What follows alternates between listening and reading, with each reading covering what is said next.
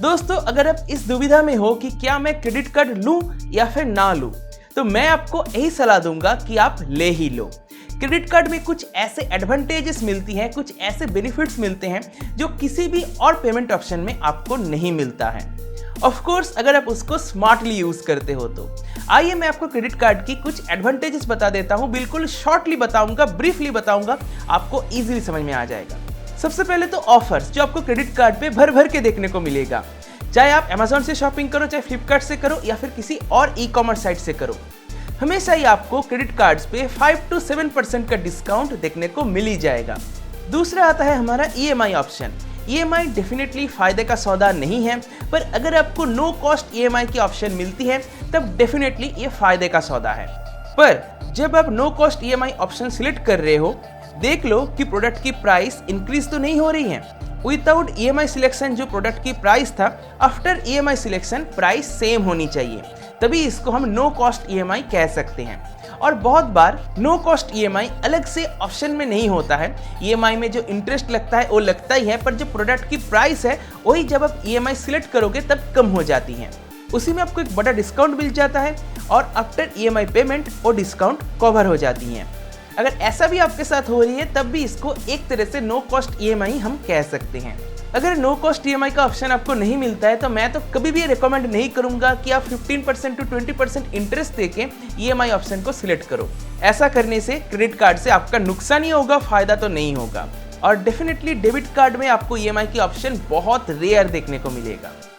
इसके अलावा EMI आप किसी भी और तरीके से नहीं कर सकते। क्रेडिट कार्ड ही एक लौता ऑप्शन जनरली बचती है।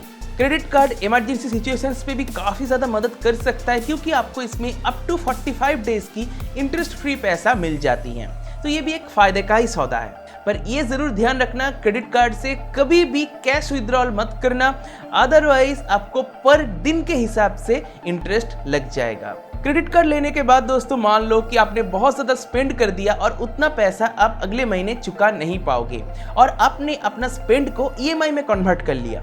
ऐसा मत करना। बैंक जो EMI में कन्वर्ट करने का ऑप्शन आपको दे रहे हैं, ये एक तरीके से लूटने के लिए टेक्निक है, लूटने का टेक्निक है। इसमें आपको 15 to 30%, इवन कुछ केसेस में 40% तक इंटरेस्ट पे करना पड़ सकता है सालाना।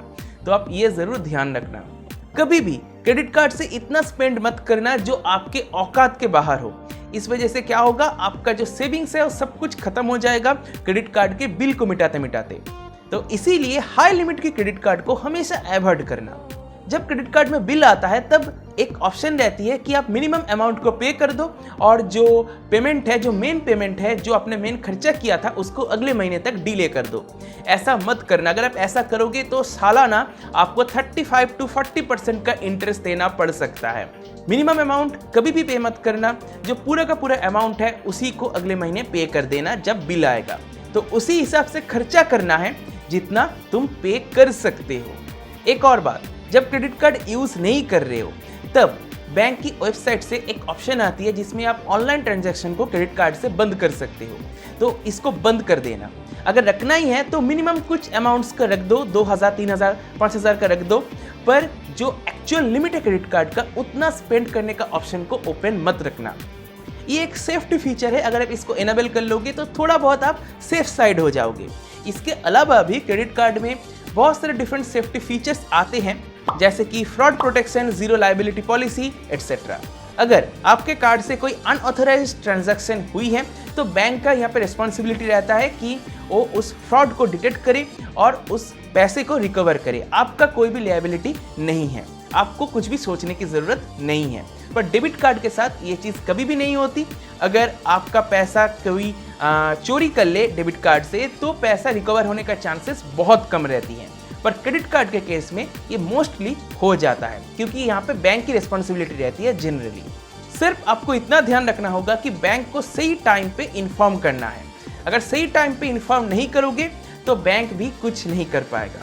और हाँ, एक और बात, जब क्रेडिट कार्ड की बिलिंग होती है, आपके क्रेडिट कार्ड की जब बिलिंग होती है, बिलिंग की डेट हर एक क्रेडिट कार्ड की अलग अलग होती है। जब आपके केस में बिलिंग होती है, जिस डेट पर, उस डेट के बहुत पास आकर आपको ऑनलाइन शॉपिंग नहीं करना है। जहां पर आपको लग रहा है कि प्रोडक्ट रिटर्न जा सकता है। ऐसे केस में जो ई कॉमर्स साइट से पैसा रिटर्न आएगा उसमें प्रॉब्लम होगा, डिफरेंट तरह के प्रॉब्लम्स देखने को मिलते हैं ऐसी स्थिति में। तो मैं आपको यही सलाह दूंगा कि क्रेडिट कार्ड की जब बिलिंग होती है उस डेट के आसपास शॉपिंग मत करो, उस डेट को क्रॉस हो जाने दो, उसके बाद शॉपिंग करो, कोई दिक्कत नहीं हो।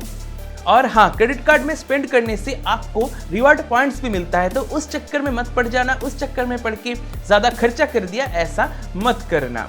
और इसी क्रेडिट पॉइंट्स पे चलते या फिर कार्ड के ऑफर्स के चलते आपको बहुत बार लग्जूरियस चीज़ों का भी ऑप्शंस मिल जाती हैं, लग्जूरियस फैसिलिटीज़ का आप सुविधा ले सकते हो, जैसे कि कॉम्प्लीमेंट्री लॉन्च एक्सेस मिल जाती है इंटरनेशनल एंड डोमेस्टिक फ्लाइट्स पे, साथ ही साथ ओटीटी प्लेटफॉर्म्स का फ्री सब्सक्रिप्शन भी मिल जाता है, और वर्ल्ड वाइड कुछ केसेस में वर्ल्ड वाइड आपको फ्री गोल्फ कोर्सेज का भी एक्सेस मिल जाती है क्रेडिट कार्ड्स के चलते।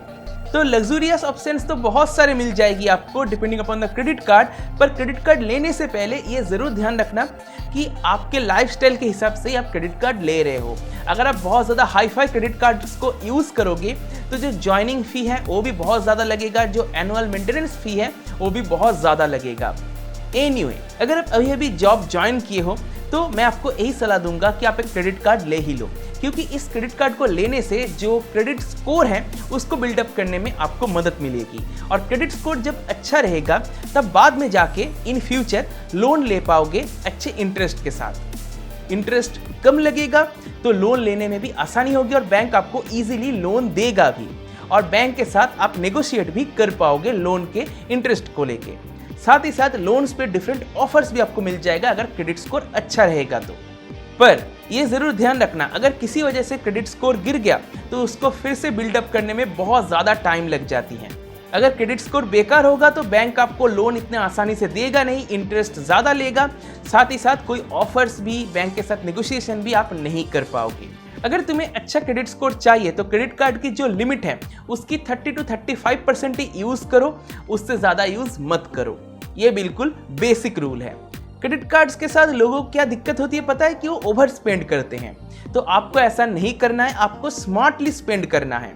इसीलिए कहा जाता है कि जिन लोगों के पास क्रेडिट कार्ड होता है वो अमीर नहीं गरीब हो जाते हैं, क्योंकि वो ओवर स्पेंड कर रहे हैं, इसी वजह से गरीब होते हैं। अगर आप स्मार्टली यूज़ करोगे तो क्रेडिट कार्ड एक फ़ायदे का सौदा है। तो बस दोस्तों, मुझे उम्मीद है कि तुम्हें पता चल गया होगा कि क्रेडिट कार्ड्स को क्यों लेना चाहिए। अब तुम डिसाइड करोगे कि तुम्हें लेना है या फिर नहीं लेना है। तो इसी के साथ आज के इस वीडियो को मैं यहीं पे समाप्त करता हूँ। मुझे उम्मीद है आपको वीडियो का पसंद आया होगा। अगर वीडियो पसंद आया तो वीडियो को लाइक करो, अपने दोस्तों के साथ शेयर करो। अगर आपके मन में कोई सवाल है तो मुझे कमेंट सेक्शन में बेझिझक पूछो, मैं उसको जरूर रिप्लाई करूंगा। और मुझे कमेंट करके ये भी बताना कि तुमने क्रेडिट कार्ड लिया है या फिर नहीं लिया है। इसी के साथ इस वीडियो को मैं यहीं पे समाप्त करता हूँ। देखने के लिए दोस्तों बहुत बहुत धन्यवाद। बाय।